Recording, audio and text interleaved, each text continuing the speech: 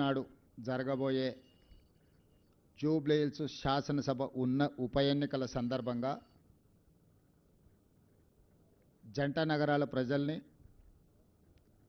Jubilee hills శాసనసభ నియోజకవర్గ ఓటర్లని విజ్ఞతతో ఆలోచన చేసి తెలంగాణ రాష్ట్ర అభివృద్ధికి అవసరమైన ప్రణాళికలను రచించడానికి, అభివృద్ధి పదం వైపు నడిపించడానికి ఒక ఆలోచన చేసి నిర్ణయం తీసుకోవాల్సిందిగా ఈనాడు తెలంగాణ రాష్ట్ర ముఖ్యమంత్రిగా వారికి నేను విజ్ఞప్తి చేస్తున్నా.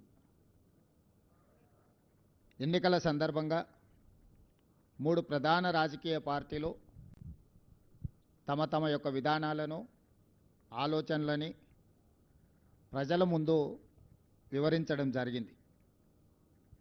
సరే, ఎవరు ఎన్ని మాట్లాడినా నేను ఒక సూచన చేయదలుచుకున్నా.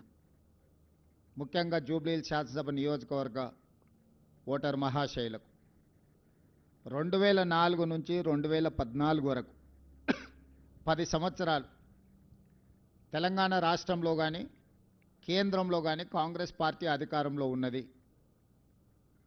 2014 నుంచి 2024 వరకు 10 సంవత్సరాలు రాష్ట్రంలో బీఆర్ఎస్, కేంద్రంలో బీజేపీ అధికారంలో ఉంది. ఆనాడు 2004 నుంచి 2014 వరకు 10 సంవత్సరాలు రాష్ట్ర కేంద్రంలో కాంగ్రెస్ పార్టీ అధికారంలో ఉన్నప్పుడు